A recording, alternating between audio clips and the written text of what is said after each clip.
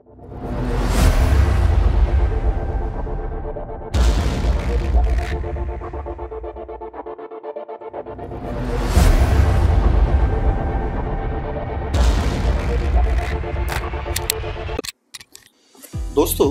आज हम बात करने वाले हैं उल्वे की, यानी पनवेल महानगर पालिका के अंदर जो उल्वे नोड है, हम उसकी बात करने वाले हैं।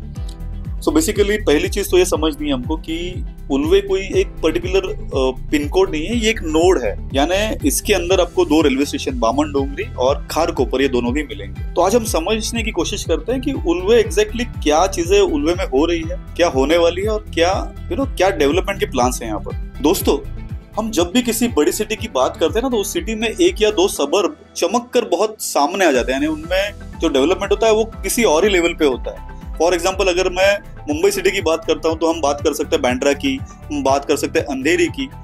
तो as compared to other suburbs, Bandra और अंधेरी का जो डेवलपमेंट लेवल है, प्राइसिंग है, डेवलपमेंट है, यानी इन्वेस्टमेंट को जो रिटर्न्स मिला है वो किसी और ही लेवल का मिला है। अगर हम बात करते हैं नवी मुंबई की, तो यहाँ पर हम बात कर सकते हैं, we can talk about Vashi, हम बात कर सकते हैं खारगर की। बाकी जगह भी है वहां पर अच्छी अच्छी, लेकिन वाशी का अपना ही एक, बोलते हैं ना कि अपना ही एक ऑरा है, खारगर का अपना ही एक प्रेजेंस है। तो हर सिटी में आप देखिए कि एक या दो लोकेशन ऐसे होते हैं छोटे छोटे, जो उस पूरे सिटी की एक आइडेंटिटी बन जाते हैं। अब महा मुंबई बन रही है, थर्ड मुंबई बन रही है पनवेल महानगर पालिका में, जिसका पूरा जो डेवलपमेंट है सिडको अलॉन्ग विद MMRDA कर रहा है, ये आप सबको पता है, और इसमें नैना भी है। क्वेश्चन ये है कि क्या उल्वे यहाँ का अंधेरी या बीकेसी जैसा डेवलपमेंट पार्ट है वो बन पाएगा, काउंटर पार्ट बन पाएगा खारगर जैसा, वाशी जैसा? तो यस, इसके पूरे चांसेस है। तो ये क्यों है, ये सारी चीजें क्यों, आज हम इसी के ऊपर बात करने वाले हैं। तो जैसे कि मैंने पहले ही बताया आपको कि Ulwe is a node basically. Okay, Ulwe अगर मैप से हम एक्सप्लेन करें तो बेसिकली जो MTHL ब्रिज बना है वो सीधा उतरता है, आपका उल्वे से कनेक्ट हो रहा है। उल्वे चारों तरफ से घिरा हुआ है बहुत ही प्राइम डेवलपमेंट से, यानी एक तरफ वो घिरा हुआ है MTHL से, एक तरफ उसके सामने बिल्कुल उसके अपोजिट साइड में एयरपोर्ट है, उसके लेफ्ट हैंड साइड में वाशी है, और उसके राइट हैंड साइड में थोड़ा आगे जाकर आपको JNPT मिलता है।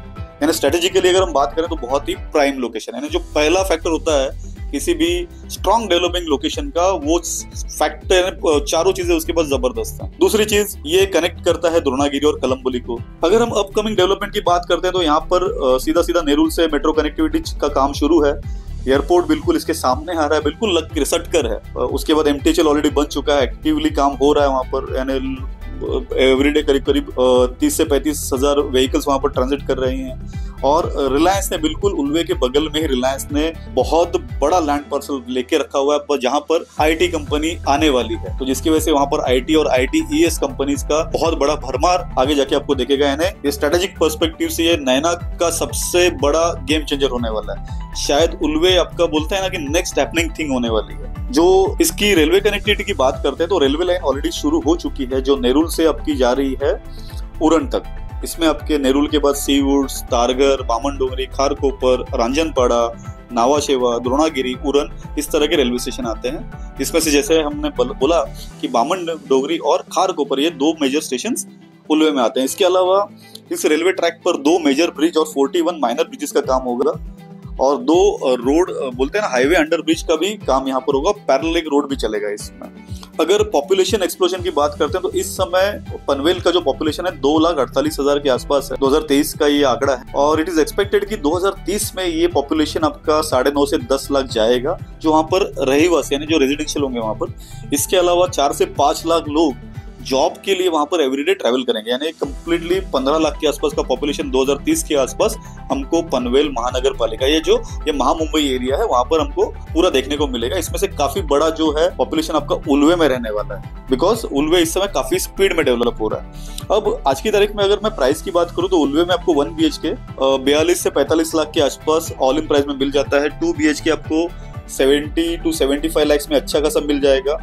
पर स्क्वायर फीट रेट जो है प्राइम लोकेशन पे 9,500-10 हजार रुपया पर स्क्वायर फीट, मैं रेरा कारपेट की बात कर रहा हूँ। और जैसे थोड़ा पीछे जाएंगे तो 8, 8.5, 8,000 के रेंज में, 7,500 तक के भी रेंज में आपको पर स्क्वायर फीट रेट मिल जाएगा वहां पर। सारे बड़े डेवलपर जैसे हम पैराडाइज की बात करते हैं, वाधवा है, गोदरेज है, ट्राई सिटी है, मैराथन है, रिलायंस, मैंने बोला सारे डेवलपर्स वहां पर ऑलरेडी पहुंच चुके हैं। सबने बड़ी बड़ी लैंड पार्सल वहां पर लेके रखी है over the period of time 6-8 सालों में ये सारी डेवलपमेंट्स होना शुरू हो जाएगी और एक 15 सालों में ये एरिया कंप्लीटली बनकर, जिसको हम बोलते हैं सैचुरेशन पॉइंट पे, 15 से 18 सालों में ये आ जाए। यहाँ पर उल्वे जो है 25 सेक्टर्स में डिवाइड किया गया है और बिल्कुल एग्जैक्टली बीच में से इसमें से रेलवे लाइन जा रही है और जहाँ पर 2 स्टेशन है, बामन डोगरी और खारगोपर आपके। और इसमें से अगर हम बात करेंगे ना तो सेक्टर नंबर 9 काफी डेवलप है, सेक्टर नंबर 7 काफी डेवलप है। अगर मैं सेक्टर 17 की बात करूँ तो वो पूरी तरह से डेवलप हो चुका है। सेक्टर 17 को ही लगकर जो रामशेठ ठाकुर स्पोर्ट्स कॉम्प्लेक्स है, काफी अपकमिंग प्रोजेक्ट्स यहाँ पर आपको दिख जाएंगे कि काफी एंड टू एंड बोलते हैं ना कि जिससे ऑलमोस्ट रेडी प्रोजेक्ट आपको मिल जाएंगे। सेक्टर 9 की बात करते हैं, बहुत अच्छा डेवलपमेंट हो रहा है सेक्टर 9 में। काफी सारे प्रोजेक्ट है, काफी अच्छे टावर्स हैं यहाँ पर, आपको अच्छी खासी हाइट भी मिल जाएगी, आपको व्यूज मिल जाएंगे। एक तरफ आपको समुद्र दिख जाएगा, एक तरफ आपको पहाड़ी दिख जाएगी, बहुत अच्छे व्यूज यहाँ पर मिल जाएंगे। सेक्टर 5 की बात करेंगे तो ये उल्वे का one of the oldest sector है, तो इसकी वजह से डेवलप हो रहा है और हो चुका है, ऑलमोस्ट 90% डेवलप हो चुका है, तो प्राइस यहाँ पर काफी स्टेबल है।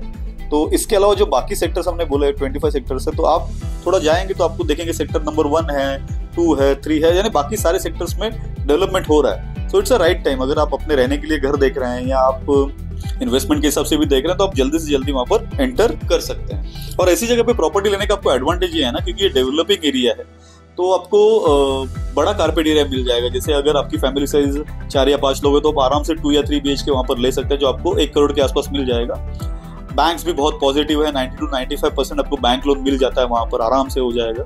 सारे प्रोजेक्ट रेरा अप्रूव्ड होंगे और हैं सारे प्रोजेक्ट रेरा अप्रूव्ड, तो आपको लीगल टेक्निकल का कोई इशू नहीं आएगी और एक इन्वेस्टमेंट के हिसाब से बहुत ही अच्छा लोकेशन बनकर आ रहा है दोस्तों। सो मैं चाहूँगा कि आप थोड़ा सा इस लोकेशन के बारे में थोड़ा रिसर्च करें, आपको क्या समझ में आ रहा है इस लोकेशन के बारे में, बिकॉज बहुत स्ट्रॉन्ग कनेक्टिविटीज की तरफ से हम जो है पूना की तरफ निकल रहे हैं, एक तरफ से हम बॉम्बे की तरफ निकल रहे हैं, एक तरफ से हम जो है वाशी यानी नवी मुंबई की तरफ से ठाणे की तरफ या गुजरात की तरफ हम कनेक्टिविटी है इसके लिए, तो बहुत ही बढ़िया ये डेवलपमेंट है। और JNPT है आपके एक तरफ में, सो इसकी वजह से अगेन उल्वे जो सबसे पहले बिकॉज MTHL सीधा टच किया है, तो एक स्ट्रेटेजिकली बहुत इंपॉर्टेंट लोकेशन है। इसके बारे में अगर इन्वेस्टमेंट के बारे में सोच रहे हैं आप, so rather than going outside Mumbai दूर दूर जाने के बजाय एक ऐसी जगह पर इन्वेस्ट करिए जो अगले 5-10 सालों में आपको 3 से 4 गुना तक रिटर्न जरूर देगा ये प्रॉपर्टी आपको। दोस्तों वीडियो को जरूर लाइक करिए, शेयर करिए, इसको चैनल को सब्सक्राइब करिए, और अगर आप चाहते हैं कि अलग अलग लोकेशन के बारे में हम कुछ और वीडियोस बनाएं तो हमें कमेंट बॉक्स में बताइए कि आपको कौन से लोकेशंस के इस तरह की वीडियो आपको चाहिए। हम ज़रूर कोशिश करेंगे और ज़रूर डेफिनेटली हम ऐसे वीडियोस बनाएंगे।